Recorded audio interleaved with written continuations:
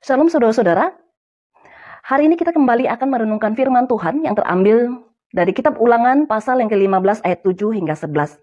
Saya memberi tema tangan yang terulur. Saya akan membacakan ayat 7 sampai 8 bagi Bapak Ibu Saudara. Demikian bunyi firman Tuhan.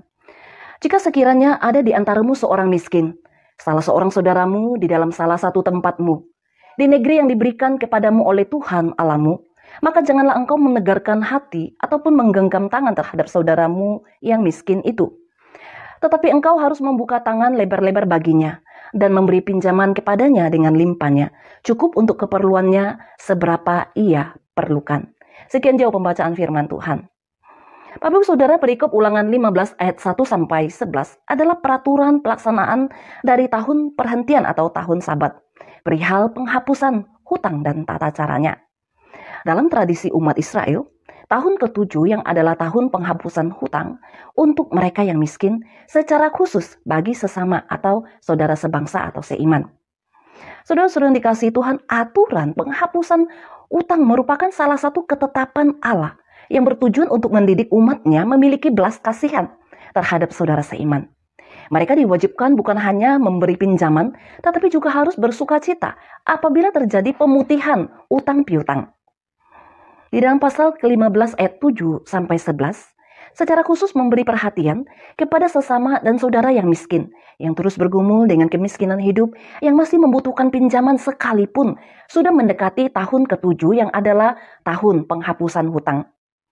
Nah, seharusnya mereka yang berkecukupan bahkan berkelebihan tetap memberikan pinjaman sekalipun waktu penghapusan hutang sudah dekat. Ayat yang ke-7 sampai 8 menegaskan agar mereka jangan menegarkan hati ataupun menggenggam tangan terhadap saudara yang miskin, tetapi harus membuka tangan lebar-lebar sesuai keperluan mereka. Bapak Ibu Saudara, dalam teori ekonomi, perhitungan seperti itu sangat logis bahwa yang memberi pinjaman akan merasa rugi apabila bunga pinjaman dan juga pokok pinjamannya tidak kembali, bukan? Tetapi bukan ini yang menjadi persoalan di dalam bagian ini. Di dalam teks Alkitab ini dengan jelas menunjukkan bahwa Tuhan melihat sikap hati seseorang, baik mereka yang menderita kemiskinan, yang betul-betul miskin, karena mereka tidak berkesempatan untuk mendapat sesuatu untuk keperluan mereka, maupun mereka yang berkecukupan bahkan berkelebihan. Mereka mulai terikat oleh ketamakan dan mereka mulai menjadi kikir, sehingga pada akhirnya mereka tidak peduli terhadap sesama dan saudara mereka. Bahkan di dalam ayat yang terakhir ya dari perikop ini ya ayat 11, di sana menekankan kembali supaya mereka membuka tangan lebar-lebar. Saudara-saudara, Allah mengkehendaki bahwa kehadiran Israel, umat Tuhan, adalah bagaimana mereka menjadi berkat bagi sesama. Saudara-saudara, itu jugalah yang dikehendaki Allah bagi saudara dan saya. Untuk kita mengulurkan tangan bagi saudara kita dan sesama yang menderita. Untuk menjadi berkat bagi sesama dengan memenuhi hukum kasih itu.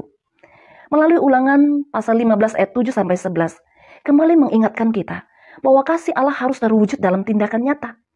Kita dipanggil untuk membuka hati dan tangan kita bagi sesama, terutama bagi mereka yang membutuhkan. Saudara-saudara, dalam kehidupan bergereja, kita menemukan bahwa ada saudara-saudara seiman yang hidup dalam kekurangan. Mereka yang telah bekerja keras namun hasil yang didapatkan pas-pasan atau bahkan tidak mencukupi. Mari kita lihat di sekeliling kita, saudara. Adakah saudara seiman yang membutuhkan pertolongan kita? Ulurkanlah tangan kita kepada sesama yang membutuhkan dengan kesadaran bahwa kita telah menerima anugerah Allah yang berlimpah. Saudara, mari kita renungkan dan hayati kembali kasih Allah yang telah dianugerahkan kepada kita. Saya percaya bahwa kasih Allah adalah kasih yang sanggup menggerakkan keengganan hati kita yang tidak mau mengasihi sesama. Kasih yang sanggup melumatkan keegoisan hati kita yang tidak mau peduli dan akan kesusahan sesama kita.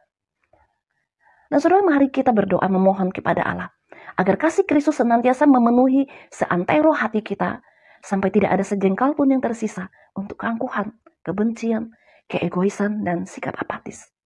Sampai kasih itu meluap-luap, mengalir keluar dari dalam hati kita, sampai kasih itu dipraktekkan secara konkret dalam kehidupan kita, dan tangan kita terulur bagi mereka yang membutuhkan. Kiranya perenungan ini akan memotivasi setiap kita berkarya bagi Tuhan untuk memberi pertolongan, mengulurkan tangan kita bagi mereka yang membutuhkan. Amin.